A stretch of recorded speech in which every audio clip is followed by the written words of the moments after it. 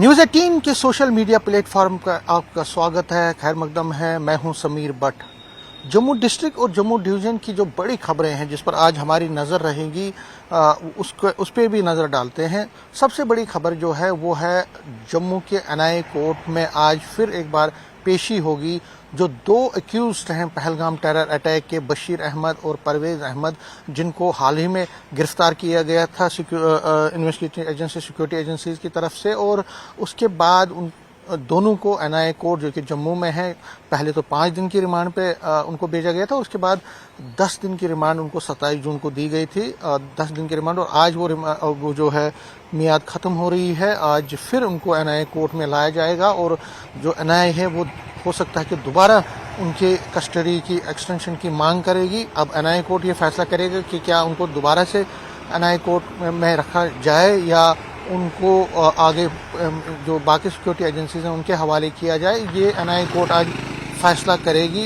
ये सबसे बड़ी खबर है, क्योंकि ये जो दोनों एक्यूज हैं, एनआईए ने जब इनको पकड़ा था तो उन्होंने कहा था कि एक बड़ा ब्रेक थ्रू है, और इन दोनों ने कहीं ना कहीं जो आतंकवादी थे जिन्होंने तकरीबन 26 निहत्ते लोगों की हत्या की थी 22 अप्रैल को, तो दोनों ने जो आतंकवादी इसमें शामिल हैं उनकी मदद की थी। ये मददगार थे और उनको पूरा पता था इन आतंकवादियों का कि ये करने जा रहे हैं। इनकी जो प्लानिंग थी उसमें इन्होंने साथ दिया, उनकी मदद की। तो ये क्लूज भी इकट्ठा करना चाहती हैं एनआईए। हालांकि लगता ऐसा ही है कि वो एक्सटेंशन की मांग करेंगे, इनकी रिमांड की एक्सटेंशन की मांग करेंगी, क्योंकि एनआईए हो सकता है कहेगी कि उनको अभी तक पूरा इन्वेस्टिगेशन, इनसे क्वेश्चनिंग जो है अभी तक पूरी नहीं हुई है।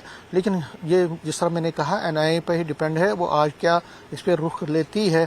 ये सबसे बड़ी खबर है जिस पे हमारे रिपोर्टर रहेंगे एनआईए कोर्ट से।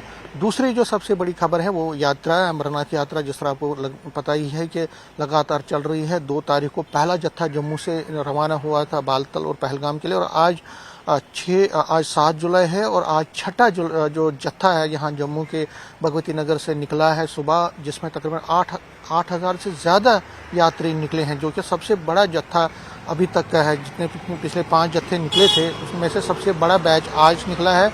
8,000 से ज़्यादा यात्री निकले हैं और तकरीबन 350 व्हीकल्स में सवार होकर, छोटी बड़ी गाड़ियों में सवार होकर वो यहाँ से निकले हैं। अब जो नेक्स्ट बैच है, जो कल और परसों के जो बैचेस हैं, जो जत्थे हैं जो निकलने वाले हैं, 7वां और 8वां जत्था, उसके लिए जो यात्री हैं वो अब भगवती नगर पहुंचना शुरू होंगे।